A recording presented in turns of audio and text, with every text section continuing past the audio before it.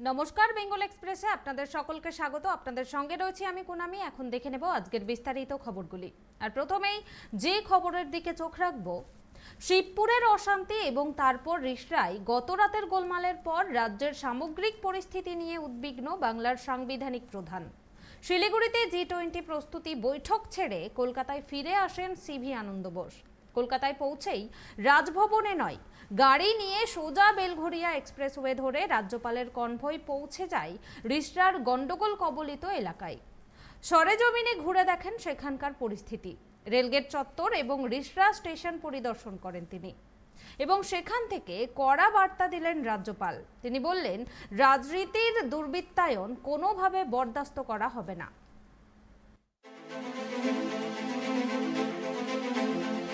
রিষড়ার ঘটনায় উদ্বিগ্ন রাজ্যপাল সিভি আনন্দ বোস। রাজ্যের আইন শৃঙ্খলা পরিস্থিতি খতিয়ে দেখতে এবার সশরীরে ঘটনাস্থলে। উত্তরবঙ্গ সফরের মাঝে রিষড়ায় উত্তেজনার খবর পান তিনি। তড়িঘড়ি সফর কাটছাট করে শহরে ফিরলেন সিভি আনন্দ বোস। মঙ্গলবার দুপুরেই তিনি রিষড়ায় পৌঁছান। খতিয়ে দেখেন ঘটনাস্থলের বর্তমান পরিস্থিতি। তার আগে সাংবাদিকদের মুখোমুখি হয়েছিলেন তিনি। দুষ্কৃতীদের বিরুদ্ধে কড়া ব্যবস্থা নেওয়া হবে বলে স্পষ্ট জানিয়েছেন সিভি আনন্দ বোস। এদিন সাংবাদিকদের মুখোমুখি হয়ে রাজ্যপাল সিভি আনন্দ বোস জানান, মানুষের শান্তিতে বাঁচার অধিকার রয়েছে। যারা মানুষের শান্তি বিঘ্নিত করে তাদের ছাড় নয়।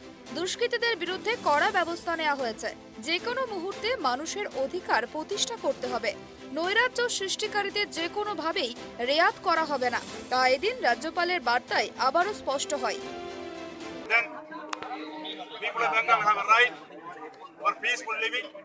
That right will be established. Bengal has been suffering this kind of criminalization of politics for a long time. There will be put a final end to it.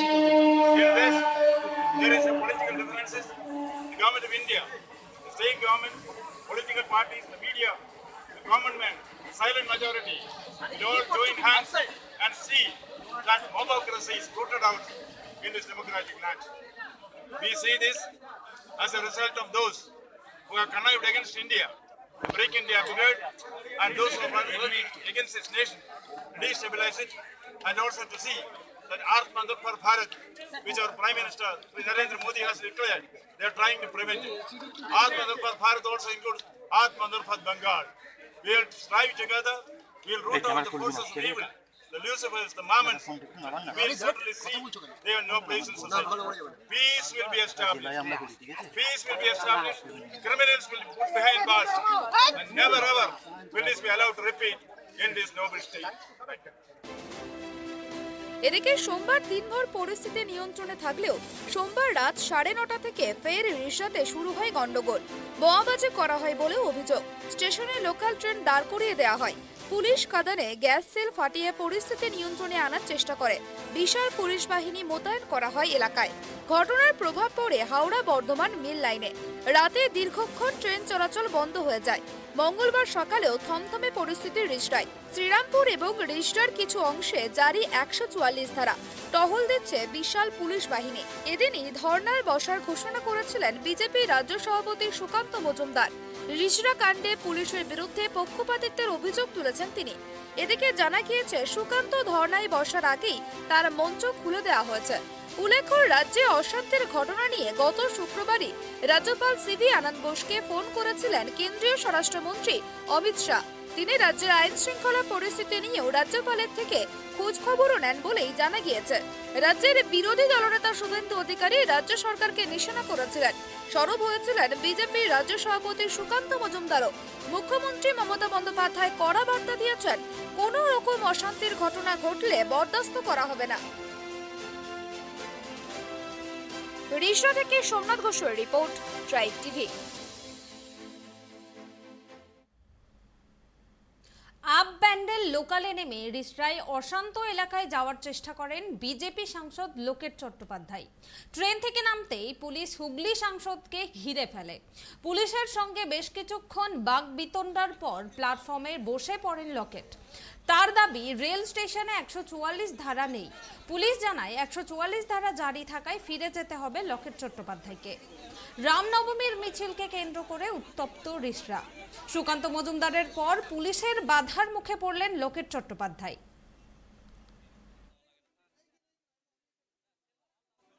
এসেছি কালকে এখানকার সাংসদ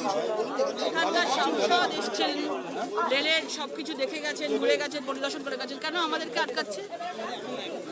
কেন আমাদেরকে কেন সব ওয়ান সাইডেড হচ্ছে? কেন এইভাবে পুলিশ ফোর্সরা এসে আটকে দিয়েছে? এটা ঠিক? আজকে সেই সময় যদি পাথরবাজি যারা করেছিল তাদেরকে আটকাতে পারতো এরকম ভাবে, তাহলে এরকম ভয়াবহ ঘটনা ঘটতো না। পুলিশের গাড়ি আগুন জ্বালিয়ে দিয়েছে, মারধর করেছে, এখানকার লোকাল মানুষদেরই মারধর করেছে, তখন তারা কিছু করেনি। এখন লাঠি ফাটি নিয়ে সবাই দাঁড়িয়ে আছে। আমরা কি করতেছি? বাঘ না ভাল্লুক আছি আমরা? পুলিশের ব্যর্থতা তো কি আমাদের আটকে কি হবে? আসল লোকেদের আটকাক, তাদেরকে অ্যারেস্ট করুক। সাধারণ মানুষের কি করণীয়? শ্রীরামপুরের রিস্তা, তার মধ্যে দুয়ারে সরকার হচ্ছে, কি বলবেন? এটাই তো কথা, তাদের নিজেদের ইচ্ছে মতো চলছে, আইন শৃঙ্খলা বলে কিছু নেই। আজকে 144 দুয়ারে সরকার হতে পারে, কিন্তু 144 হিন্দুদেরকে দেখতে আসতে পারি না। রেলের প্রপার্টি ভাঙচুর করেছে, তাদের সাথে সে কথা বলতে পারি না। রামনবমীর শোভাযাত্রার উপরে যে অত্যাচার হয়েছে তাদের সঙ্গে কথা বলতে পারি না। এই অবস্থা বাংলার পরিস্থিতি। আমাদেরকে আটকে কোনো লাভ হবে না, মারধর করে কোনো লাভ হবে না। দিদি কি করবেন এবার? এখন কি করবেন? কি ব্যবস্থা নেবেন দিদি? আমি চাই আমাদের যারা যারা আক্রান্ত হয়েছে তাদেরকে দেখতে চাই, তাদের সাথে কথা বলতে চাই। আপনি কি রাষ্ট্রপতি শাসন চাইছেন? আমি খবর পাঠিয়েছি যে তারা যদি আসে এখানে তাদের সাথে কথা বলবো। আপনি কি সেনাবাহিনী কি চাইছেন দিদি? সেটা তো আমাদের কেন্দ্রের যারা রয়েছেন তারা ঠিক করবেন, কিন্তু আজকে এখানে এসেছি সামান্যই কথা, যে যাদের ওপর অত্যাচার হয়েছে তাদের জন্য এসেছি। আমি বাই ট্রেন এসেছি, লোকাল ট্রেনে এসেছি, আমি রাস্তা দিয়ে আসিনি। কারণ রাস্তা দিয়ে আমাদের সভাপতিকে আটকে দেওয়া হয়েছে, আমাকেও আটকে দেওয়া হবে, এই জন্য আমি বাই লোকাল ট্রেনে এসেছি। আমি রিসরা এসে পৌঁছেছি। এটা আপনারা করতে পারেন না এভাবে। আপনাকে একটা কাগজ দেখানো হলো, কোনো 144 ধারা এখানে থাকে না। যে কাগজটা দেখানো হলো এটা কিসের? ভুয়ো কাগজ, কোনো কাগজ না, ভুয়ো ঢপের চপ, ভুয়ো কাগজ।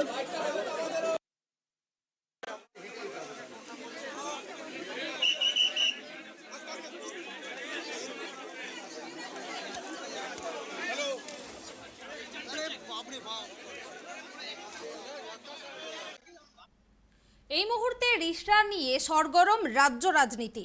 আজ বিমানবন্দর থেকে বেলঘরিয়া এক্সপ্রেসওয়ে ধরে রাজ্যপালের কনভয় রওনা দেয় দক্ষিণেশ্বরের দিকে। তারপর বালি ব্রিজ পেরিয়ে ডান দিকে টার্ন নেয় বড়লাটের কনভয়।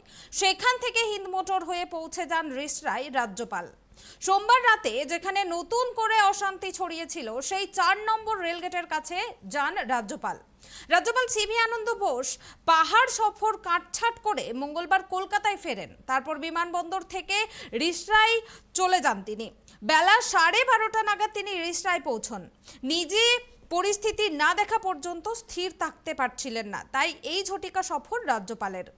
এখানে দুদিন ধরে হিংসার ঘটনা ঘটছে জানিয়ে সরগরম এই মুহূর্তে রাজ্য রাজনীতি। এখানে এসে তিনি শীর্ষ পুলিশ কর্তাদের পাশাপাশি রেল পুলিশের সঙ্গে কথা বলেছেন। তারপর কড়া বার্তা দিয়েছেন রাজ্যপাল।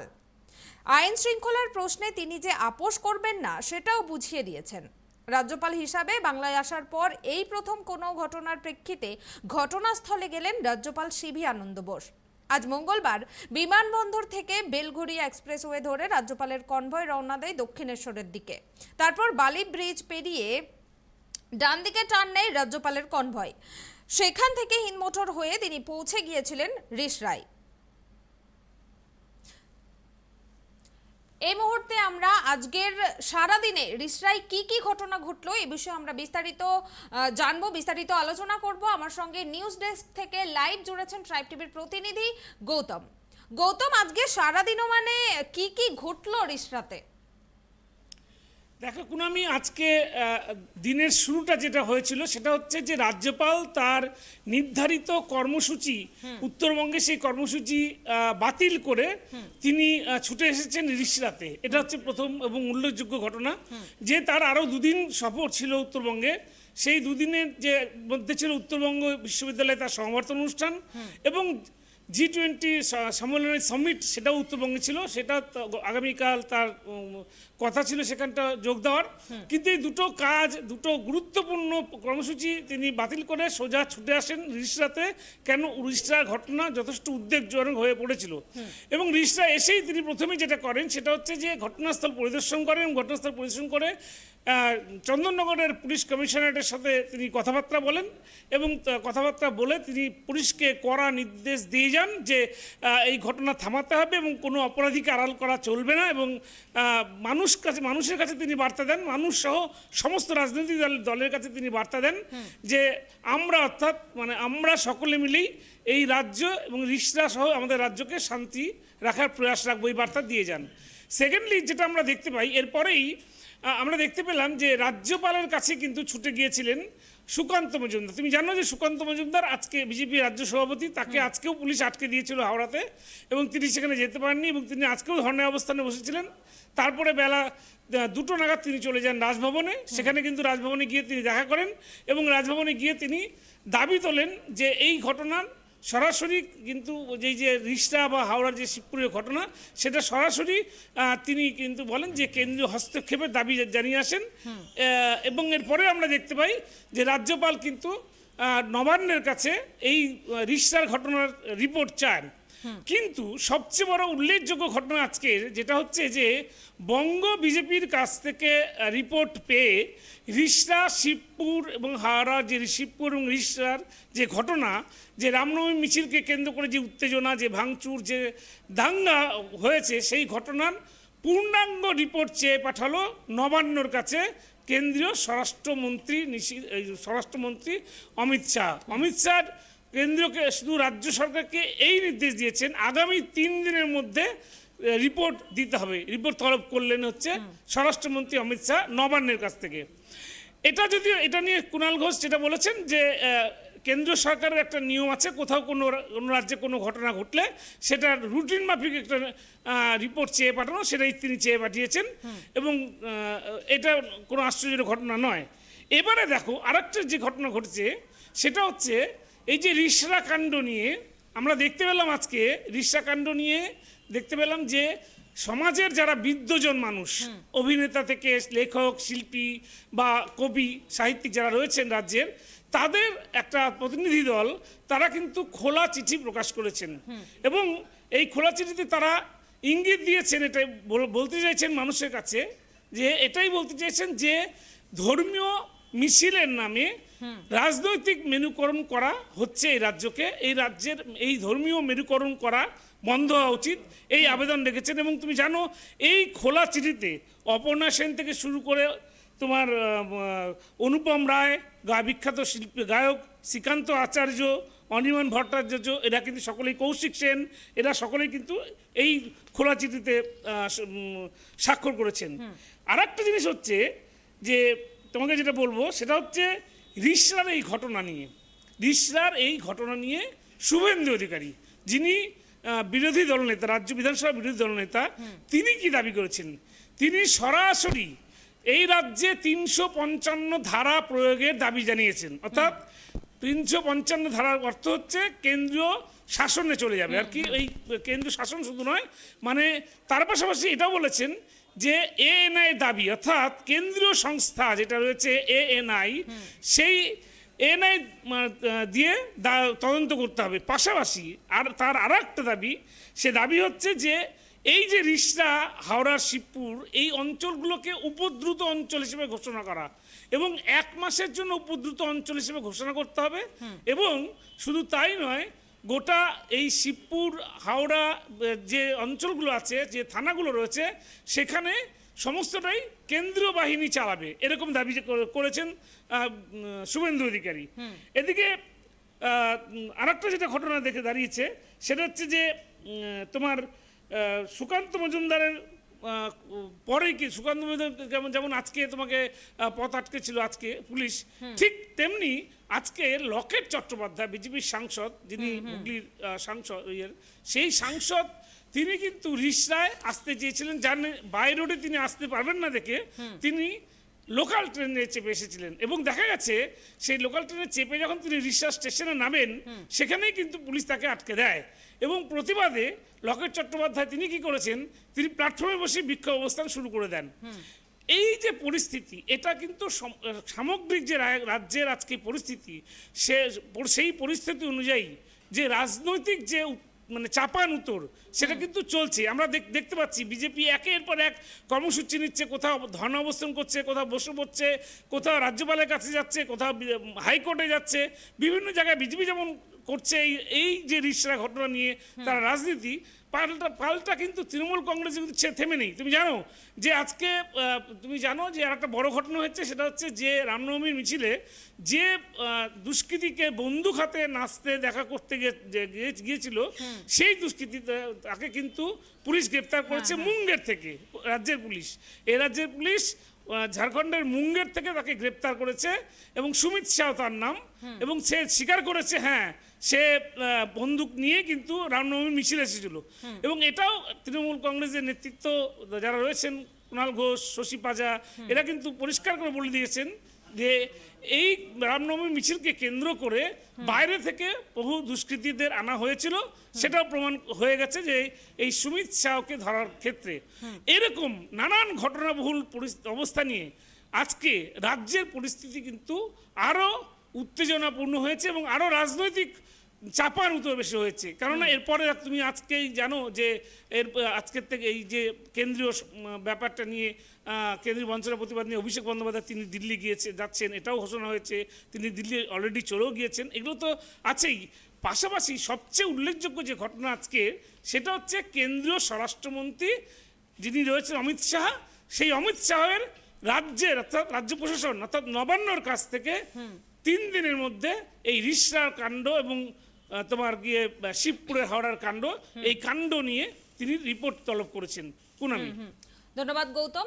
আপনাদেরকে আরও একবার জানিয়ে রাখি, আজ রিসরাতে অনেকগুলি ঘটনা ঘটে গেছে, আর এই রিসরা নিয়ে এখন রাজ্য রাজনীতি সরগরম। আজ প্রথমেই রাজ্যপাল সিভি আনন্দ বোস তার উত্তরবঙ্গের সফর বাতিল করে তিনি ঝটিকা সফরে রিসরাতে গিয়েছিলেন এবং সেখানে পরিস্থিতি খতিয়ে দেখেছেন এবং পুলিশের উচ্চপদস্থ আধিকারিকদের সঙ্গে কথাও বলেছেন। আর তারপরে সুকান্ত মজুমদারও রিসরাতে যাওয়ার চেষ্টা করেন, কিন্তু পুলিশ তাকে যেতে বাধা দেয়। আর তারপর দুপুর 2টোর দিকে লকেট, যিনি হুগলির সাংসদ, তিনি যেতে গেলেও পুলিশ তাকে বাধা দেয় এবং লকেট চট্টোপাধ্যায় কিন্তু স্টেশনে বসেই বিক্ষোভ শুরু করেন। আর অন্যদিকে হাওড়ার শিবপুর আর এই রিসরার ঘটনা নিয়ে স্বরাষ্ট্রমন্ত্রী অমিত শাহ 3 দিনের মধ্যে রিপোর্ট চেয়েছেন নবান্ন থেকে। অন্যদিকে বিরোধী দলনেতা শুভেন্দু অধিকারী এ নিয়ে দাবি করেছেন যে এ রাজ্যে কেন্দ্রের শাসনে চলে যাওয়া উচিত, এরকমটাই দাবি করেছেন তিনি এবং রাজ্য সরকারকে তিনি কটাক্ষ করেছেন এই ঘটনা নিয়ে। অন্যদিকে রামনবমীতে শিবপুরে যে ব্যক্তিকে দেখা গিয়েছিল, যে যুবকটিকে দেখা গিয়েছিল বন্দুক নিয়ে নাচানাচি করতে, পুলিশ তাকে গ্রেপ্তার করেছে ঝাড়খণ্ডের মুঙ্গের থেকে। তার নাম সুমিত শাহ।